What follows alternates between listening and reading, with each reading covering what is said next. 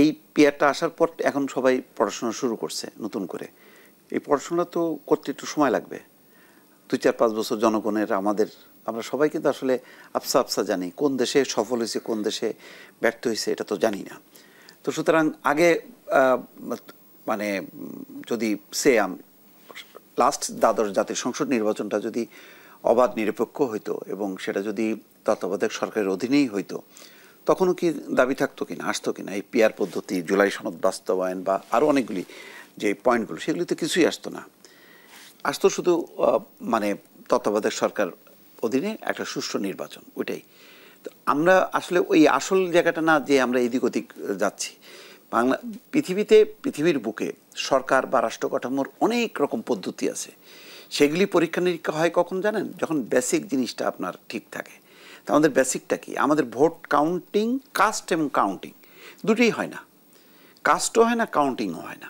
আগে কাস্ট কাউন্টিংটা ঠিক করে, অর্থাৎ আপনি একটা বাড়ি বানাতে গেলে আগে তো নিজের ভিতটা করতে হয় না, অনেক ঢালাই দিয়ে নিচে, তারপরে আস্তে আস্তে আপনি করবেন। তো ওইটাই তো আপনার নাই। আপনি এখন একবারে সব কিছু চাইতেছেন, হঠাৎ করে আপনার ভিত্তি নেই, আপনি 200 তলা বানাবেন, পারবেন না, চাইলেও পারবেন না। তো এখন আগে সেই কাজটা করার জন্য আগে নির্বাচনটার যেটা অনেক দিন থেকে প্রচলিত ওই ব্যবস্থাটাই আগে আমরা ফেরার পর তারপরে আরও যুক্তরাষ্ট্রের পদ্ধতি কী, নিউজিল্যান্ডের পদ্ধতি কী, ডেনমার্কের পদ্ধতি কী, বা ক্যারিবিয়ান দ্বীপপুঞ্জের বিভিন্ন রাষ্ট্রগুলোতে কী কী পদ্ধতি, সেগুলি নিয়ে গবেষণা করেন, অসুবিধা নেই। আর গবেষণা করতে গেলে একটা জিনিস করতে হবে যে এটা একটা জাস্ট মানে এর মতন, সেবার মতন, আপনি আজকে আছেন কালকে নেই, এইরকম মানসিকতা। কে প্রধানমন্ত্রী কে রাষ্ট্রপতি এটা অধিকাংশ জনগণ জানবে না, এরকম একটা অবস্থায় নিয়ে আসতে হবে। কারণ আমাদের এখানে তো মানে রাষ্ট্রপতি, প্রাইম মিনিস্টার উল্টে গেল তো সব উল্টে গেল, এরকম যাতে না হয়। ওই যে জাপান, অনেকগুলো দেশে দেখবেন যে কে কখন কে, ওদের দেশে জনগণও জানে না। তার মানে এটাকে একটা ডাল ভাত করে ফেলছে। আমাদের এখানে তো ডাল ভাত না, আমাদের এখানে প্রধানমন্ত্রী মানে বিশাল ব্যাপার, সেই থাকবে, আর কখনো নড়বে না, তার কোনো বিকল্প থাকবে না। এইরকম কালচারটা যতক্ষণ না আনবেন ততক্ষণ এই যে পিয়ার বা টেকনিক্যাল অনেকগুলি বিষয় আছে সেগুলি আপনার ইমপ্লিমেন্ট করা যাবে না। এটা হলো বাস্তবতা। আপনি শুধু এখন 1 বছরের মধ্যে আপনি সব উল্টে ভুলে যাচ্ছেন কেন? আপনি শেখ হাসিনার আমলে কি কেমন ছিলেন, কি ছিলেন?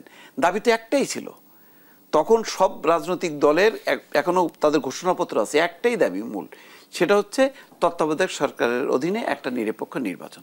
তো ওইটা আগে আপনি আদায় করেন করে, আর যদি মনে করেন পিয়ারটা খুব লাগবেই, আপনি যান ভোটের মানে ভোটারদের কাছে যান, আমার কাছে আসেন, আমাকে বোঝান, 1 ঘন্টা ব্রিফ দেন, তারপর আমি বুঝি, তারপরে না আমি করবো। তো এখন তো আমার বোঝার ফুরসত নাই। কিন্তু ধর্মভিত্তিক রাজনৈতিক দলগুলো যেমনটি বলছে যে আমাদের যে বিদ্যমান পদ্ধতি FPTP, first pass the post, সেটি আসলে জনরায়ের পুরোপুরি প্রতিফলন হয় না। আসলেই কি তাই? এই পদ্ধতি কি কম গণতান্ত্রিক? কোথায় গণতন্ত্র? আমি তো দেখলাম না। আপনার তো আমাদের বাংলাদেশে দেখেন যত আইন কানুন আছে, মানে এর থেকে যদি আপনি নাও কোনো কিছু অ্যাড করেন তাও 100 বছর চলতে পারবেন সুন্দরভাবে, কিন্তু প্রয়োগই তো নাই।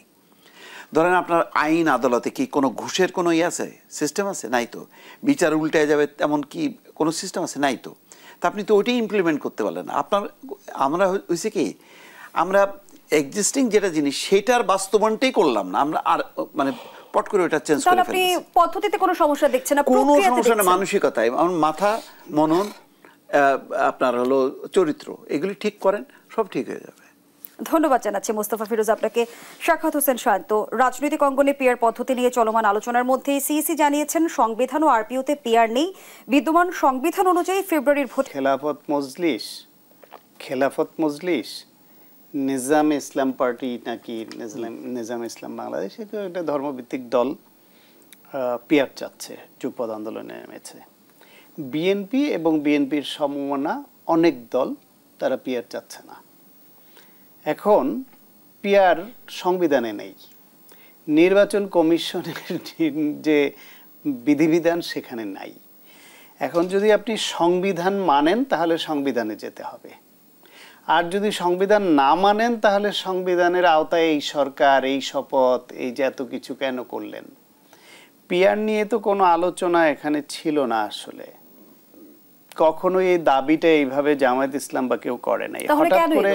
হঠাৎ করে তারা এটা আনলো মূলত এই দরদামের দাম বাড়ানোর জন্য, এটা অনেকে মনে করছে। দরদাম বলতে কি বোঝাতে চাচ্ছেন? দরদাম বলতে ইলেকশনে নানান রকমের বিহাইন্ড দ্য স্ক্রিন নেগোসিয়েশন থাকে, সেই নেগোসিয়েশনটা একটু সুবিধা পাওয়া, আর কিছু অনেকেই মনে করে না। বিএনপি মহাসচিবের বরাত দিয়ে এমন একটি প্রতিবেদন কিন্তু ভারতীয় পত্রিকায় প্রকাশিত হয়েছে, কিন্তু জামায়াত কিন্তু সেই বিষয়ে তীব্র নিন্দা জানিয়েছে। মহাসচিব নিজেই সেটা বলছেন যে এভাবে তিনি বলেন নাই, এটা বিভ্রান্তি ছড়ানো হয়েছে, পার্টির তরফ থেকে সেটা জানিয়ে দেওয়া হয়েছে। সুতরাং জামাত কি বলবে? বরং আমি বলি যে মোস্তফা ফিরোজ ভাই বলছিলেন যে পিআরের ব্যর্থ হওয়া সফলতা তো আমরা জানি না, জানাতে হবে। ব্যর্থতা আমরা টুকটাক জানি, সফলতা যেটুক জানি, সফলতা হলো দূরের সফলতা, সেই ইউরোপের সফলতা কিছু আছে। আর ব্যর্থতা চোখের সামনে ইতিমধ্যে 2টা ব্যর্থতা গত 2 বছরের মধ্যে আমরা জেনে ফেলে আগের থেকে বেড়েছে, এবং মানুষের অসন্তোষ এতটা বেড়েছে যে বাংলাদেশের কাছাকাছি একটা গণ অভ্যুত্থান মাত্র 2-3 দিনে সম্পন্ন হয়ে গেছে, এবং সুপ্রিম কোর্ট, সংসদ ভবন থেকে শুরু করে সবকিছুতে আগুন ধরিয়ে দিয়েছে। যদি পিআর সফল হতো এবং ওখানের মানুষকে আশ্বস্ত করতে পারত, গণতান্ত্রিক বিধি ব্যবস্থাকে উন্নত করতে পিআর ভূমিকা রাখতো, তাহলে তো এইরকম একটা গণ অভ্যুত্থান হওয়ার কথা না। শ্রীলঙ্কায় ডিস্ট্রিক্ট বেসড পিআর এবং মিক্সড অনেকটা, ওইখানে একই সঙ্গে জেলার মধ্যে একটা বৃহত্তর জেলা ধরে তাতে বিভিন্ন দলের প্রতীকের উপরে তারা প্রার্থী ঘোষণা করে, ফলে ওইখানে ওই কয়জন প্রার্থীকে তবু চেনার সুযোগ আছে। তারপর আবার ওই প্রেফারেন্স ভোটে আবার ক্যান্ডিডেটের নামেও ভোট দিতে হয়, তাতে করে হাইয়েস্ট যেই তিনজনকে দিতে পারে, এর মধ্যে হাইয়েস্ট যারা ভোট পাবে তাদেরকে আবার ডিস্ট্রিক্টের মধ্যে এমপি করা হয়। তুলনামূলকভাবে বেটার পদ্ধতি পিআরের মধ্যে। সেই শ্রীলঙ্কাও কিন্তু গণ অভ্যুত্থান থেকে এবং ওই প্রেসিডেন্টের পুকুরে গিয়ে মাছ ধরার জনগণের সুযোগ হয়েছে এবং তারা পালিয়ে গেছে। এইরকম আমাদের পাশের দেশে আছে, ফলে পিআর হলেই আমরা গণতান্ত্রিক বিধি ব্যবস্থা উন্নত হয়ে যাবে সেরকম কোন নজির আমাদের আর্থসামাজিক প্রেক্ষাপটের দেশগুলোতে নেই, এবং যেটা জানেও না, মানুষ এই সম্পর্কে এখনো ধারণাও রাখে না।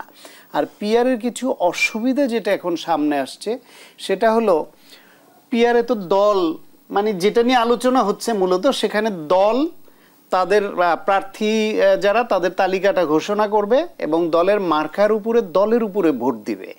এখন ধরেন 300 আসনের মধ্যে একজন সাধারণ মানুষ যিনি ভোট দিবেন তিনি তো ওই দল কোন 300 জনকে নমিনেশন দিলেন তাদের সবাইকে চিনে বুঝে তো সম্ভব না। ফলে এই দল কি ভালো লোকদের নমিনেশন দিল, না খারাপ লোকদের, চোর গুন্ডা বদমাইশ এদেরকে দিল, নাকি ওই চাঁদাবাজি করবে তাদেরকে দিলে, এটা তো বুঝতেই পারবে না সাধারণ মানুষ।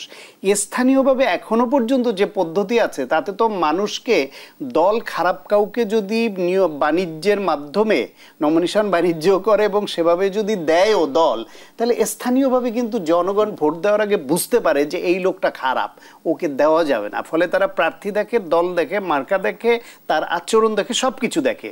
পিআরে সেটা দেখার সুযোগটা মানুষ এখনো পাওয়ার মতো কোনো পদ্ধতি এদেশে নাই। দ্বিতীয় হলো এই স্বতন্ত্র বাংলাদেশে হচ্ছে নির্বাচনের আর একটা স্ট্রেংথ। যদি দলীয় প্রার্থী বেশি খারাপ দেয়, তার বিপরীতে যদি কোনো স্বতন্ত্র প্রার্থী দাঁড়ায়, সেও নির্বাচিত হয়ে আসতে পারে। পিআর হলে স্বতন্ত্ররা কিভাবে তাদের ভোট দিবে সেটাও অস্পষ্ট এখনো। ফলে অনেক অস্পষ্টতা থাকা সত্ত্বেও পিআরকে এজেন্ডা করে এই দলগুলো নেমেছে। তারাও জানে যে পিআর এদেশে সম্ভব না, পিআর মানার মতো কোনো বাস্তবতা নাই, তাহলে কেন নামলো? আমি একটু সহজ করে বলেছিলাম দরদাম বাড়ানোর জন্য। যারা একটু কঠিন করে সন্দেহ পোষণ করে বলেন, তারা বলেন যে বাংলাদেশের নির্বাচনকে যারা বিলম্বিত করতে চায়, বানচাল করতে চায় বা অনিশ্চয়তা দিকে ঠেলে দিতে চায়, তাদের এজেন্ডা বাস্তবায়নের জন্য নেমেছে। সেটা হতে পারে পাশের দেশ ইন্ডিয়া, সেটা হতে পারে পতিত ফ্যাসিবাদ। তারা এই যে দলগুলি, এই দলগুলোর মধ্যে কিন্তু ইসলামী আন্দোলন বাংলাদেশ, তারা তো ফ্যাসিবাদের দোসর ছিল, তাদের সঙ্গে পুরো টাইম নির্বাচনে অংশগ্রহণ করা, তাই আওয়ামী লীগের নেত্রীর বন্দনা করে বক্তব্য দেওয়া, সেগুলো করেছে, এবং ওই দলটি ইন্ডিয়াপন্থী হিসেবে পরিচিত ছিল। সুতরাং কোনো না কোনোভাবে তারা এই দলটিকে ব্যবহার করে জামায়াতকে মোটিভেট করেছে কিনা সেই প্রশ্ন আসছে। কারণ জামায়াত ইন্ডিয়ার কথায় উদ্বাস করবে, এতদিন ধরে যেই ইন্ডিয়া এবং আওয়ামী লীগ মিলে জামায়াতে যত রকমের অনাচার, অত্যাচার, নিপীড়ন চালানো যায় চালিয়েছে, এটা মানা মুশকিল। কিন্তু তাদেরকে কৌশলে ইসলামী আন্দোলন বাংলাদেশের কৌশলে ফেলে এই জোটের লোভ দেখিয়ে তাদেরকে একটা ভিন্ন একটা এই পথে পরিচালিত করেছে কিনা এই প্রশ্নকে ধন্যবাদ জানাচ্ছি ডক্টর সায়ন্ত। ফলে হয় কৌশল এটা মনে হচ্ছে ওই মানে সংখ্যাভিত্তিক হলে তাদের আসন সংখ্যাটা বাড়ে। যদি এখন 10টা পায় বা 20টা পায় তাহলে এটা ডাবল হওয়ার একটা পসিবিলিটি তারা দেখছে আর কি। যেহেতু বহু জায়গায় তারা সেকেন্ড পজিশনে থাকবে, তো ওই ভোটগুলো কাউন্ট করলে টোটাল ওইটার একটা সংখ্যা বাড়বে। ধরেন 50টা হলে এটা হয়তো 60-70টা 80টা চলে যাবে, এরকম একটা হিসাব নিকাশ করছে। কারণ জামাতকে তো এমন না যে তারা কিছু না বুঝে তারা এটাতে জোর দিচ্ছে, এমন তো না, তাদের হিসাব আছে, সেই হিসাবটাই তারা আসলে মেলাতে চায় আর কি। তো আমার ধারণা যে এটা মানে আসন বৃদ্ধির একটা কৌশল মনে করছে। আবার আরেকটা জিনিস হলো যে মানে তার আগে যেটা পপুলার কথা ছিল যে পিআর সিস্টেম হলে অনেকগুলো রাজনৈতিক দল মানে তাহলে চলে আসতে পারবে। ধরেন যারা থার্ড ফোর্থ হয়েছে তারা তো মানে যেহেতু মানে এক ভোটে হারলেও সে আর এমপি না, সুতরাং যে থার্ড পজিশনে বা ফোর্থ পজিশনে আছে তাদের টোটাল ভোটটা যোগ করেও তারা যদি সব মিলায় 2টা বা 3টা বা 1টা আসন পায় তাহলেও আসতে পারে, পার্টিসিপেশনটা আসবে, এরকম কিছু যুক্তি তাদের আছে। কিন্তু সেই যুক্তিটা তো জামাত আর অন্যদের জন্য সুবিধার জন্য না, তারা নিজের জন্য চিন্তা করে যে তার আসন সংখ্যাটা বাড়বে। কিন্তু আসন সংখ্যাটা বাড়তে গেলে ওই টোটাল সরকারের এটা কাঠামোটা দুর্বল হয়ে যায়। অর্থাৎ সরকারি দল যদি যথেষ্ট পরিমাণ সংখ্যাগরিষ্ঠ আমাদের দেশে না পায় তাহলে কোনো সে মানে বিল টিল এগুলি পাশ করতে পারবে না, সংবিধান সংশোধন করতে পারবে না, এই ঝামেলাটা হবে। বিশেষ করে এই সময় যেটা আছে জুলাই সনদ বাস্তবায়নের অনেক সাংবিধানিক কিছু পয়েন্ট থাকবে, সেগুলো যারা নির্বাচিত হবেন, যেটা বিএনপি বলছে যে 2 বছরের মধ্যে বাস্তবায়ন করবে, তাহলে তার যদি যথেষ্ট পরিমাণ সংখ্যাগরিষ্ঠতা না থাকে, 70-80টার মতন যদি না থাকে 100, তাহলে সে সংবিধান সংশোধন করবে কি করে? তাহলে মানে এটাও একটা জটিলতা। আবার মানে নির্বাচন হবার পর এখন যতটুকু কোটা আছে, নির্বাচন হবার পর কিন্তু সেই কোটা নাও থাকতে পারে, তখন দেখা যাবে যে একটা ভিন্ন রূপ, মানে বিএনপি ভার্সেস জামাত সেই দ্বন্দ্ব সংঘাতটা মানে অনেক আরও তীব্র হচ্ছে। তখন হয়তো সবাই মিলে যে একটা ঠিক আছে আমরা জুলাই সনদে অমুক অমুক জিনিসগুলি সংবিধানের সাথে মানে সম্পর্কিত, সুতরাং আমরা বাস্তবায়ন করি, সেটা হয়তো আবার নাও থাকতে পারে। তো সুতরাং প্রচলিত পদ্ধতিটাকে আগে প্র্যাকটিস করা, কারণ এই প্র্যাকটিসটা আমরা কিন্তু করতে পারিনি। মাত্র 2টা বা 3টা টার্ম কিন্তু কোনো রকমই হয়েছে, তাও আমি বলবো যে এটা পূর্ণাঙ্গ না, এই কারণে ধারাবাহিকভাবে সংসদ বর্জন ছিল। সুতরাং আমাদের এই গণতন্ত্রের চর্চাটা প্রচলিত যেটা, সেটাকে চর্চা করতে করতে একটা পর্যায়ে গেলে, আমি বললাম তো যে পিআর যে একেবারে অবাস্তব একেবারে ফালতু জিনিস বিষয়টা তা না, কিন্তু সেটার জন্য অনেক মানে সময় লাগবে। যেটা এখন সাফার করলো যে নেপাল এবং শ্রীলঙ্কা, তারা কারণ হলো তাদের ওই বেসটা তৈরি হয়নি, কারণ অনেক দিন মাওবাদী আন্দোলন হয়েছে, বাম আন্দোলন হয়েছে, এইরকম করতে করতে তারা এমন একটা সিস্টেমের মধ্যে ঢুকে গেল যে সিস্টেমটা ওই যে মানে বারবার সরকার পরিবর্তন হচ্ছে। সুতরাং প্রচলিত পদ্ধতিটাকে আগে বেস করতে হবে, কারণ যতগুলো গণতান্ত্রিক দেশ মেনলি এখনও টিকে আছে তারা কিন্তু এই প্রচলিত পদ্ধতিতেই। কারণ একটা এলাকায় যে আমি যদি প্রার্থীকে না চিনি, আমি প্রতীকে চিনব, তাহলে স্বতন্ত্রদের কি হবে? অন্যরা তো তাহলে বৈষম্যের মধ্যে পড়বে, তখন তো আবার বৈষম্য বিরোধী আন্দোলন শুরু হয়ে যাবে। তো সুতরাং প্রচলিত পদ্ধতিটাকে আগে এস্টাবলিশ করে তারপরে আমরা আর এই ফরম্যাটে আমাদের উন্নত ফরম্যাটে। নিম্নকক্ষে পিআরের বিষয়ে রাজনৈতিক দলগুলো বিষয়টিকে কিভাবে দেখছেন? না ভালো, এটা যেহেতু বললাম তো যে দুইটাই আমরা কিন্তু বেসিক জায়গাটা ঠিক রেখে আমরা এটাকে পরীক্ষা নিরীক্ষা হিসাবে চালু করতে পারি, তাহলে হবে কি মানে অন্য দল অনেকগুলো দলগুলি অ্যাকোমোডেট করা যাবে সংসদে। সংসদ যেহেতু সংসদীয় গণতন্ত্রে সব কিছু সংসদকে ঘিরে আবর্তিত হয় রাজনীতি, সুতরাং যত সংখ্যক দলকে যদি সংসদের পেরিফেরিতে আনা যায় এটা ভালো প্রস্তাব। এইটা বরং পরীক্ষা নিরীক্ষা করে যদি টেকসই হয় তাহলে হয়তো মানে 2-3 টার্ম পরে নিম্নকক্ষ চালু করা যেতে পারে, কিন্তু নিচেরটাকে কোনোভাবেই মানে করা যায় না। উপরের এটা ব্যাপারে আমারও একটা আছে যে এটাই বিএনপি হয়তো ছাড় দিতে পারে, দিলে ক্ষতি নেই, বরং যদি উচ্চকক্ষ যদি আবার নিম্নকক্ষের মানে আনুপাতিক হারে হয় ওটা আবার মানে অর্থহীন হবে, বরং উচ্চকক্ষটা ওইভাবে সাজানো যাইতে পারে, এ ব্যাপারে একটা সমঝোতা হইতে পারে। এবং এটা যদি হয় আমাদের সব কিছুই হবে সংসদ কেন্দ্রিক রাজনীতি, এবং এটা যদি ফিরে আনা যায় তাহলে বাইরের থাকা রাজনৈতিক দলের সংখ্যা কমবে, যত কমবে তত ভালো, তখন সবাই সংসদ নিয়ে ব্যস্ত থাকবে। এটা একটা ভালো উদ্যোগ আমি মনে করি। আওয়ামী লীগকে বৈধতা দেয়া ব্যক্তিদের নির্বাচনে অংশ নেওয়ার অধিকার নেই এমন মন্তব্য করেছেন এনসিপি নেতা সার্জিস আলম। এর মধ্য দিয়ে আসলে তিনি কি বার্তা দিতে চাইলেন?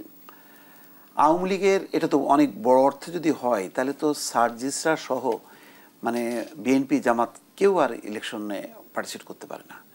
কারণ তার আমি যেটা সাক্ষাৎকার আমি দেখলাম, বক্তব্য দেখলাম প্রথম আলোতে, তাতে বলছে 14, 18, 24। তো 14তে বর্জন করছে, ওটা বাদ দিলাম। 18তে তো সবাই অংশ নিছে, এবং এমনকি সকালবেলায় মানে ডক্টর কামাল হোসেন, মির্জা ফখরুল ইসলাম আলমগীরের কণ্ঠেও ছিল যে নির্বাচনটা সঠিকভাবেই হচ্ছে। পরে আস্তে আস্তে সবাই বর্জন করা শুরু করছে। বর্জন করলেও পরে তো আবার 6 জন, সব মিলায় 7-8 জন তো অংশ, 7 জন সংসদে গিয়েছিল। হ্যাঁ, অংশ গেছে। তাহলে তো এটা বৈধতা দেয়া হলো। তো এটা সংসদের একটা ভেতরে। আর বাইরের অবস্থাটা ছিল বিভিন্ন নেতা, ছাত্রলীগের কমিটির মধ্যে আমরা এখন জুলাই আন্দোলনের নেতাদেরকে দেখলাম। তাহলে ওই অর্থে যদি হয় সংসদের ভেতরে বাইরের কথা বলি তো আমরা, তাহলে সবগুলি যদি ধরা যায় তাহলে এইটার ব্যাপারে বিশাল একটা কমিশন করতে হবে। কমিশন করে আসলে কারা ইলেকশন করতে পারবে আর কারা পারবে না এই ব্যাপারে একটা নীতিমালা করা দরকার। তো সেটার জন্য আর একটা ইন্টারিম গভর্নমেন্ট বা এই ইন্টারিম গভর্নমেন্টকে আরও 2-4-5 বছরের যদি ম্যান্ডেট দেওয়া যায়, এটা তাহলে এই লাইনে যাইতে হবে। এছাড়া তো আমি তো দেখতেছি না। কারণ ধরেন আপনি প্রশাসন সব আগের আমলে ছিল, এখান থেকে ডিএস থেকে শুরু করে একেবারে উপর পর্যন্ত আপনি সব বাদ দিয়ে কাদেরকে আনবেন? মানে অ্যাসিস্ট্যান্ট সেক্রেটারি থেকে শুরু করে সময়টা হচ্ছে লম্বা, যার ফলে পুলিশ বলেন, প্রশাসন বলেন, আপনাকে একদম সম্পূর্ণ ঢেলে সাজাইতে হবে। এখন ধরেন আমরা তো মানে শ্রমজীবী, কর্মজীবী লোক, আমরা বাইরে বিদেশে রপ্তানি করি। এইসব পদগুলোর জন্য কি আমরা এইভাবে আমদানি করতে পারবো? বিদেশ থেকে কি হায়ার করে বসাইতে পারবো? অ্যাসিস্ট্যান্ট সেক্রেটারি, ডিএস টিএস না তাদেরকে দিয়ে আমরা ইলেকশনটা করবো? তা তো পারবো না। তাহলে এক্সিস্টিং যারা আছে, যাদের ঘাড়ে ওই যে বদনাম, স্বৈরাচারের দোসর, হ্যাঁ, এখন তো ইদানিং আমরাও কিন্তু হয়ে যাচ্ছি। কারণ কোনো কথা যখন নাকি এনসিপির বিরুদ্ধে যাচ্ছে, বিএনপির বিরুদ্ধে যাচ্ছে, হট করে হয়ে যাচ্ছে যে এই তো আওয়ামী বয়ান, এই তো আওয়ামী দোসর পাওয়া গেল, হ্যাঁ, তা এরাও হয়ে যাচ্ছে। তো এইরকম একটা অসুস্থ একটা অবস্থার মধ্যে কোন দাবি বাস্তবায়ন করা যাবে, কোন দাবি বাস্তবায়ন করা যাবে না, যেই কথাটা বলছে সার্জিস আলম, এটা অনেক বড় অর্থে হলে কিন্তু আর সামনের নির্বাচনে আর কেউ পার্টিসিপেট করতে পারবে না। তাহলে একেবারে স্কুল কলেজের ছেলেবেলে বাছাই করতে হবে, তাদেরকে দিয়ে আবার দল করতে হবে, তাদেরকে দিয়ে নির্বাচন করাইতে হবে। কারণ বাকিরা সবাই তো দোষর হয়ে গেল, সবাই সুবিধা দিছে। ধরেন আমিও সুবিধা দিছি, কারণ আমি বেঁচে থাকলাম কীভাবে? এই ফ্যাসিস্ট আমলে 15 বছর আমি বাঁচলাম কিভাবে? বেঁচে থাকাটাও তো তাহলে একটা অন্যায়। কারণ সুবিধা নেয়া, আমি বেঁচে থেকে সুবিধা দিছি, আমার লড়াই করে মরে যাওয়া উচিত ছিল, তাহলে আমি সুবিধা দিতাম না। তো এটা এইভাবে যদি মানে ব্যাপক অর্থে এই কথাগুলি বলা হয় তাহলে কিন্তু সবাই কিন্তু শঙ্কিত হয়ে যাবে। সবাই মনে করবে যে আমিও তো তাহলে কোনো না কোনোভাবে মির্জা ফখরুল ইসলাম আলমগীরকে তো এমনিই বলা হয়, উনি নিজেই বলছেন না কোথায় যে আমাকে তো ভারতের দালাল, আওয়ামী লীগের দালাল বলা হয়। তো উনি বলে যে উনি কীভাবে মানে মহাসচিব, কই তারেক রহমান তো থাকতে পারলেন না, উনি থাকলেন কিভাবে? তাহলে উনিও দোষর। এইভাবে আসলে হয় না। ধন্যবাদ। সেলাটা করতে হবে তাইলে তাকে। সার্জিস নিজে তো আজকে তো যে নিষিদ্ধ ঘোষিত ছাত্রলীগ, সার্জিস নিজেই তো এই ছাত্রলীগের সুবিধাভোগী এবং ছাত্রলীগকে সুবিধা দাতা। সার্জিস তো এখন তো আমরা বুঝতে পারি সে ভালো কথা বলে, একটু ইনফ্লুয়েন্স করতে পারে মানুষকে। তো ছাত্রলীগের হয়ে যখন কথা বলতো তখনও তো ছাত্রলীগের হয়েই ভালো কথা বলে মানুষকে ইনফ্লুয়েন্স করতো এবং ফ্যাসিবাদের পক্ষে বয়ান তৈরি করতে এই সার্জিসের এই ছোটোখাটো সুন্দর চেহারা আর তার এই যে সুন্দর কথা, এটা তো একটা।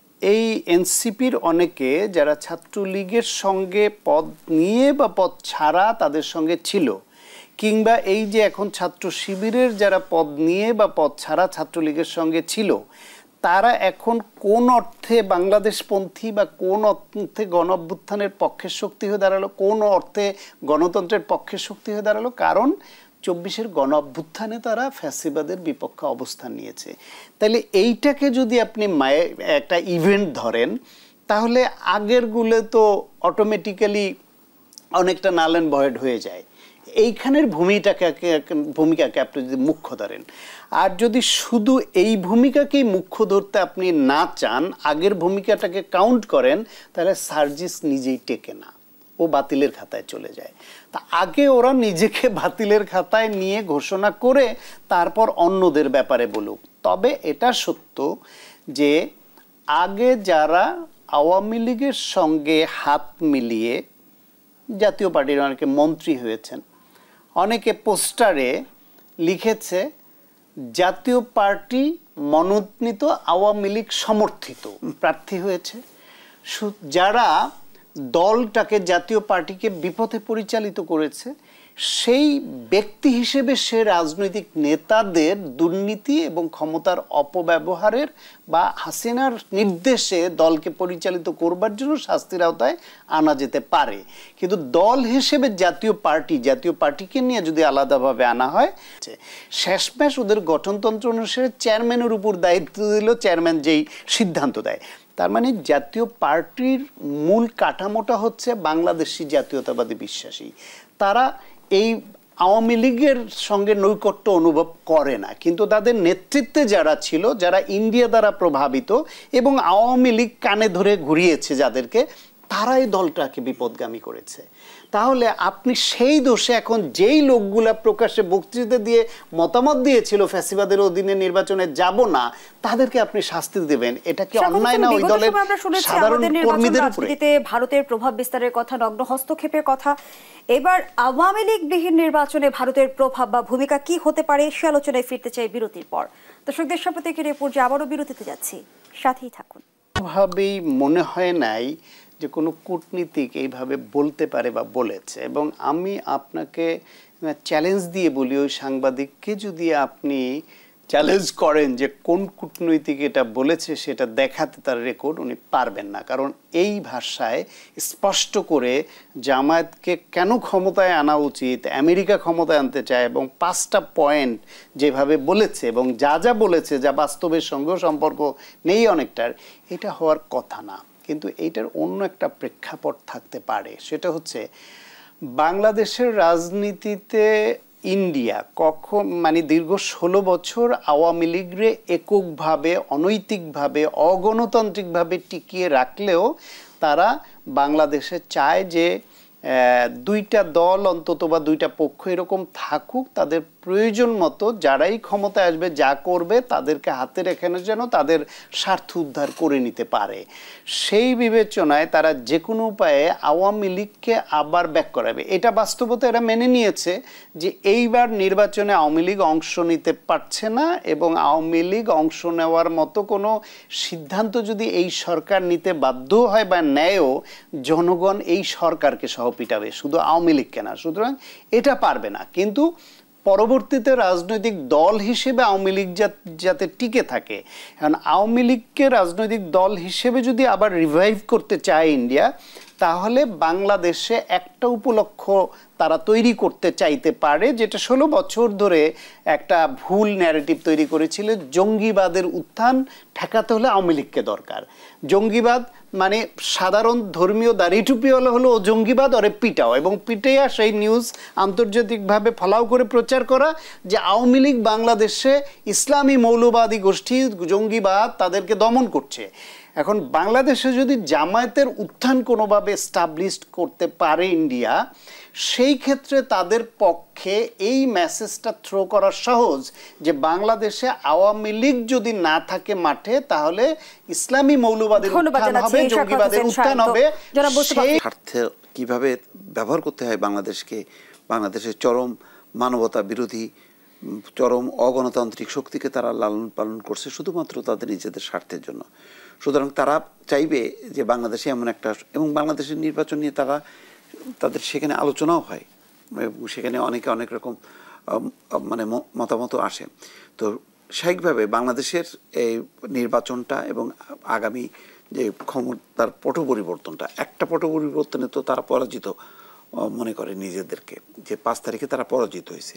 এই পরাজয়টা কাটায় ওঠার জন্য তারা তো আপ্রাণ চেষ্টা করবে। সেই কারণে আওয়ামী লীগকে নিয়ে খেলবে, ইভেন এখনও যারা কর্মরত যে সমস্ত দল আছে বাংলাদেশে, সেই দলগুলোর মধ্য দিয়ে কিভাবে তারা তাদের আবার আগের জায়গায় ফিরে যাবে, যতটা যেতে পারবে ততটা তাদের লাভ, সেই চেষ্টাটা তো করবে। এবং আমার ধারণা যে আওয়ামী লীগ যাতে নির্বাচনে আসে সেই ব্যাপারে তারা আপ্রাণ চেষ্টা করবে।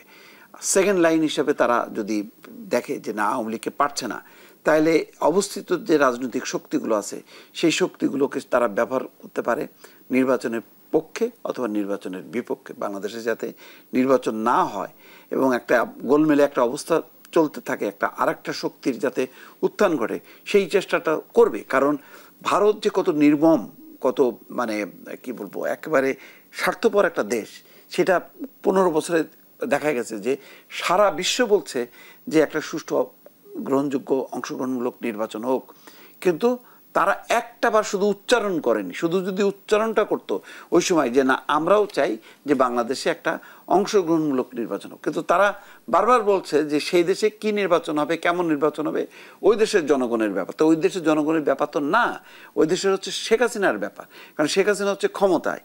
সুতরাং মানে সেই একদম নিষ্ঠুর রূপ, মানে অমানব, যেমন গাজায় মানুষ মরছে গাজাবাসীরা, তেমনি আমেরিকা যেমন কোনো তার নড়ছে না, অথচ চাইলেই যুদ্ধটা কালকেই বন্ধ করে দিতে পারে।